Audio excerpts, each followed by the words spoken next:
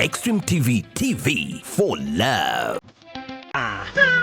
Laptops UG ebintu byonna ebigonzeza genda ku simu yo downloading ekigambo Laptops UG ojja kuba obikoze ati kanfuwe ekyokulabirako gwayagala okutunda okugula oba ekintu kyonna gamba nga ebyomu nnyumba ebyokozesa awaka ogenda ku Laptops UG n'onyiga mu kyoyagala era nekikutwala ewooyo akitunda n'ofuna n'ennamba ye siyeteya kubanga binyuma ate nga bisesa omwana yalunze kacayi ke. Laptops UG, shop it online, have it delivered. We are definitely going to dig a lot. I'm surprised that you have a lot of history than most Ugandans who are in Uganda. And they are Batenguzi, Bachwezi. You know, this is very interesting. The word Kabalega used to use, you know, Kaka or die. These are very good words. I mean, we would like the world or Ugandans to appreciate that we've got a rich culture, one. Two, that we've got a lot of history that we need to dig in, probably use it to prosper, or maybe use it as a tourist attraction to so many people around the world to keep coming back to Africa. And, you know, even I'll give an example. Maybe your daughter who does not even know about Uganda, but when she learns a lot about Uganda, she will appreciate that you, the father, have a rich culture. I would like to you to throw more light of what you're doing right now, where you make a living while you're there. That is very simple. My job, I'm a content creator full time. I don't do any other job. I produce music. People hire me to record their events. I travel to the Middle East, actually recording events. Like next month, I will be at the United Nations, Geneva. I work with a Sudanese professor who organizes conferences all over the world. So I will be in Geneva for 1 week, recording and documenting the event. Now, coming back to how yes, and also I have got an online TV channel called Africans in London TV. We are speaking on it. Yes, AIL TV, we are speaking on it now. It's basically the idea of Africans in London TV is to document the lives of African Caribbeans who live in the UK. We want to see the struggles they have been through. We want to see the progress they are making. And as you know, if we do not take these matters into our own hands, our history will always be told by somebody else. You see, and you have to remember, the person who tells the story is the victor. You see, by the way, my wife lives in London. Yes. For your information, she lives in London and been living in London for quite some time. She comes over to see her husband, me, Okay. of course. And this is quite interesting. They've given birth and their children are there. They do not know about Africa. They do not know, like just the other day, I actually want you to throw some light on it. But just the other day, this a video that has gone viral, a child being punished by caning. To me, I think since I've gone through that, and I am who I am today because of that right now are considered as hard punishment, to me, I think is just punishment. Punishing a child is good because we are who we are today because of what we went through. I want you to throw some bit of light onto the corporal punishment that happens. Okay, right. Let me say it this way. You see, human rights is a very big thing in Europe. Yes, okay. Human rights is a very big thing in Europe. So Europeans believe that whether you are a child, whether you are a grown up, you deserve to be free and you deserve to be treated like as a human being would. So for them, punish. We are human. We are humans. But how they see it, that you do not have to smack a child in order to teach your child how to behave. But that is it. And because also they have gone, so you have to remember Europeans have gone through so many changes and challenges at the highest level. Believe me, they also lived like savages. So let us not see the Europe or the Berlin or England or London today with glittering streets. No, no. 200 years ago or 150 years ago, these people, they lived like us as we live there now. They lived with goats in their houses. Yeah, yes, yeah. They lived with the goats, with their chickens in the same room. The British did that. So yeah, so don't even be fooled that things they have always been like this. No, no, no. So you see, like now, when a Ugandan or a Kenyan or an African person have a child in Europe, that person is that kid is European. If he's born in Germany, will take a German citizenship. If he's born in the UK, it will be British citizenship. France, that's all. But there are some countries which are still refusing to recognize whether it doesn't matter whether you are born here or not. They will say you are an African, full stop. But in the UK, German, France, the kids or the children born there, they are British people. Automatically, they get British passports and the rights and everything. So when we talk about disciplining people, I used to have because my wife is English, so she didn't understand how African culture goes on. Sometimes I would say things, my tone of voice, she would say, "Why are you rude?" I would say, "Hey, I'm not rude. I'm just expressing myself." So even yeah. So, but even that, nowadays she's getting to understand a little bit, a little bit.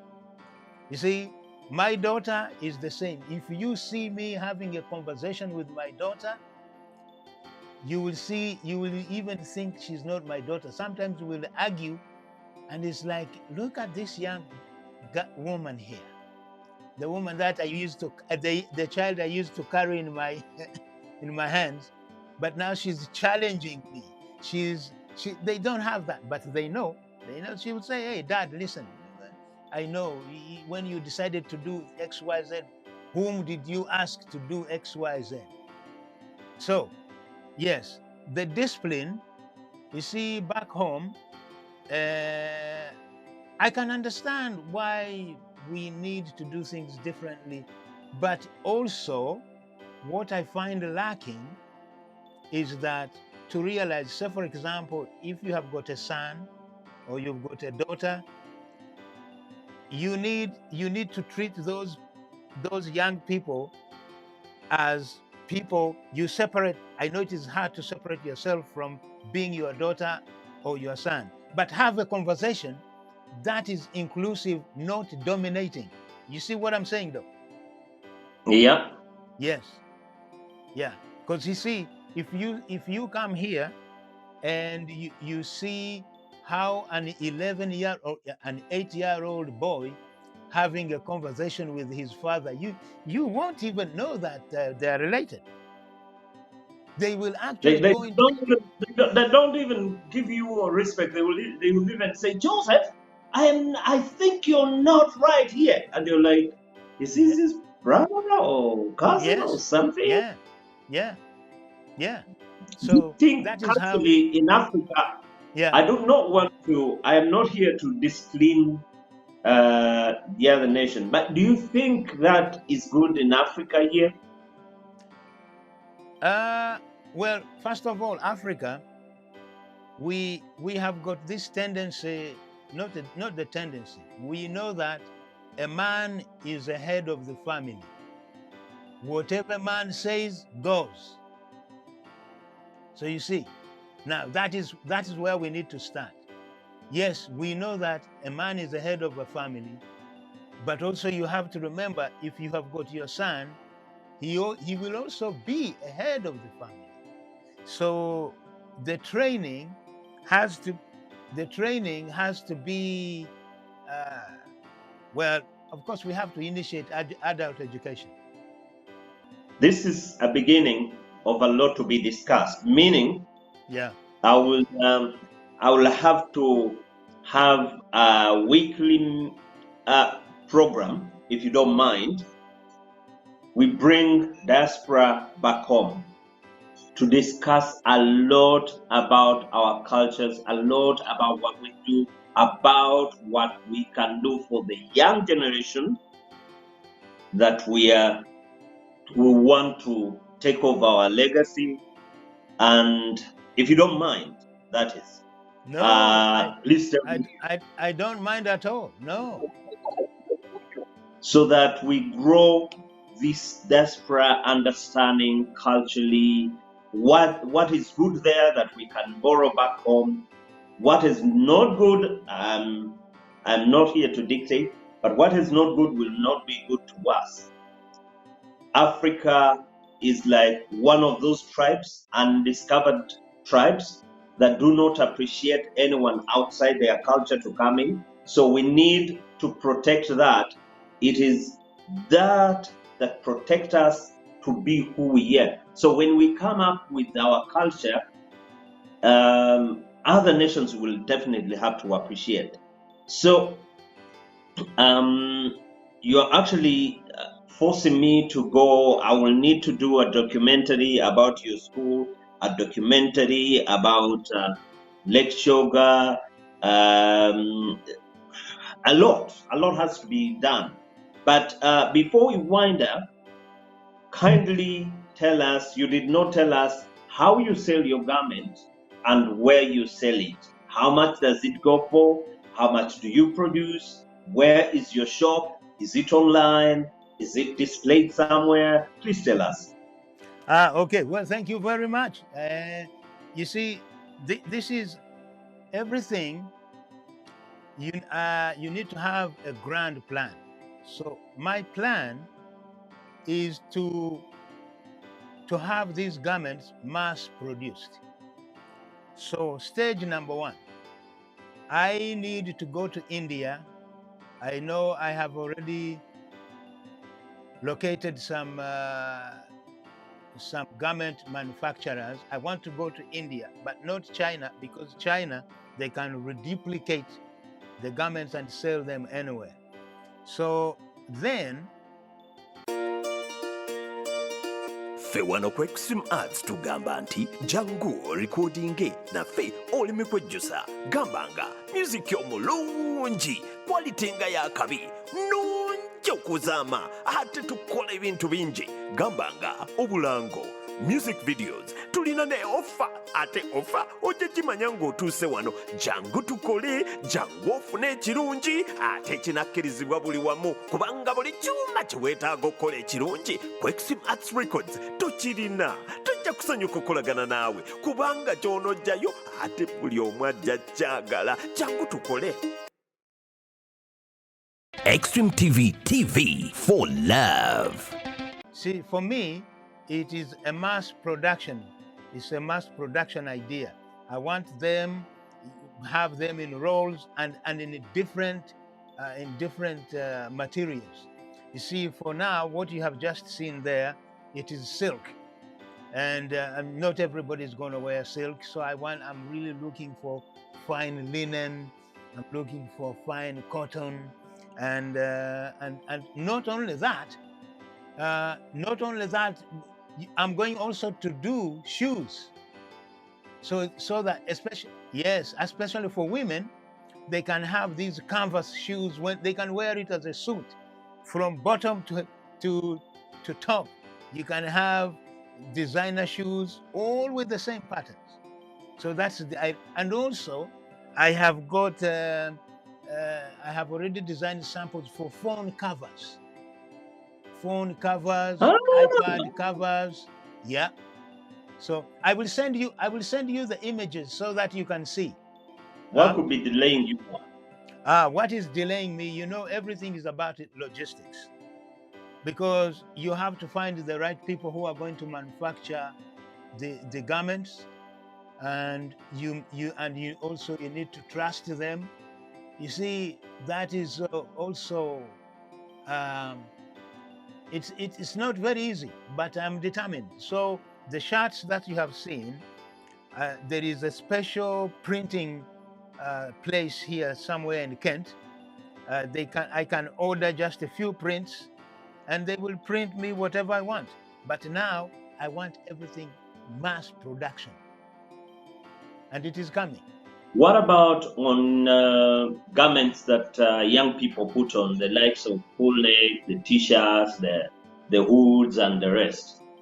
I have got all the designs. Believe me, everything. What is holding you up? Yeah, is it finances? Is it the right production? Yes, as I have said, the logistics must be 100%. The finances probably is not all that much, because if I pitch my idea, I'm already working with a business partner here, whom we can actually bring these things together. It's just we want to. You see, clothing is a different area which I don't understand. Although I'm very passionate about showcasing our culture through garments, but I will need somebody who understands the marketing of clothing, because we will have an online shop. That is not a problem, because you see, like, so for example, when you want to manufacture shirts, you have to manufacture shirts in 3 sizes. You've got small, you've got medium, large, and extra large. 4. That's for men's only. Can you imagine? So you can have a pattern made, and then you send that pattern off, let's say, to Turkey or India to do mass production. That's the thing that I'm working on. I live in North London, which is about maybe 10 minutes from the West End. So the West End is the heart of London. London is also, London, let me put it this way. London is 607 square miles. 607 square miles.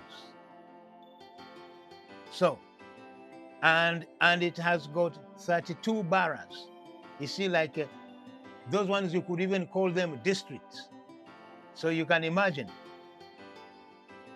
So I think if you look at it closely, it will be 40 square miles of London, going that way. So I live I am really almost in the, yes, yes. I am almost in the center of London. 10 minutes from the center, on the underground. Yes. It has been so nice. We intend to have another discussion like this soon after we've started airing this, so that we are able to compile. We will definitely, now our picture has been so much in Uganda, Africa, but we'll definitely, you will have to draw a picture for us, for people back in Uganda to know what is happening there. Mr. Bamwenda, Yes. JJ, man, it's been nice holding you here on Extreme TV. We will definitely get time and we start sharing some of your content of TV, radio, Bunyoro that you air in London, so that we are able to exchange material. You will, if you need, and I have done a good documentary, I will definitely share with you, so that we are able to reach as many people as we can, so many people to know us and understand what is happening and what is going on in Africa. I've got so many people to say hello to. Now, if you must make sure that Moses Matovu of the Afrigo band sees this video, because he's one of my best friend in Kampala, Uganda. There are other. By the way, let me say something. I was last August. I was in again. I came back to Kampala, but then I didn't see you because we were very busy with Sam's wedding. But on that wedding, I met young musicians, really very, very good musicians. Man, Uganda, as I have said, Uganda has got so much talent that hasn't, it is there, but we need to create a we need to create a way of these people to be seen. I seriously, I could not actually believe it, but anyway, I believe, because ever since I was playing in Uganda, musicians have always been there. But as we said, we are struggling. We don't have resources, but it is very good thing what happened. Let me say this: you introduced me to the Buganda television. What is it called? BBS. Yes. Fantastic. BBS. I really saw a very impressive and reassuring things happening. People, they're teaching themselves, and it is happening. I am in the process of putting those videos that I shot together so that we can show them. Now we have started to connect all these problems with internet connections and stuff like that. We will find a way of defeating them, because we cannot allow ourselves to fail. You see, as Kabalega said, conquer or die. Conquer or die. Conquer or die. You don't have to be held captive. You would rather die. You see. So would rather die trying than die not trying. Exactly. So that's what I have to say. Thank you very much, Extreme TV. It's actually called TV. Oh, what is it called? It's called Extreme TV. The TV is twice. Why is it different from the usual TV? It is the double TV. It's doing things that have not been able to be done by the usual TV station that you see. Okay, so let me say that again. So thank you very much, Extreme TV, for having me, and I hope we are going to do a lot of things. Exactly. So thank you so much. It's been nice hosting you. I hope we'll find time next week to host you again so that people get to know more about you. Absolutely. That's it. Thank you, sir, and have a good afternoon. I'm sure it's your afternoon now. Yeah. And have a great time. Thank you. Thank you very Bye-bye. much. Bye. From Extreme Arts, we say bye-bye. Bye. Lightshops UG ebintu byonna ebigonzeza genda ku simu yo downloading ekigambo Lightshops UG ojja kuba obikoze ati kanfuwe ekyokulabirako gwayagala okutunda okugula oba ekintu kyonna gamba nga eby'omu nnyumba ebyokozesa awaka ogenda ku Lightshops UG n'onyiga mu kyoyagala era nekikutwala ewooyo akitunda n'ofuna n'ennamba ye siyeteya kubanga binyuma ate nga bisesa omwana yaluuze kacayi ke. Lightshops UG, shop it online, have it delivered. Extreme TV, TV for love.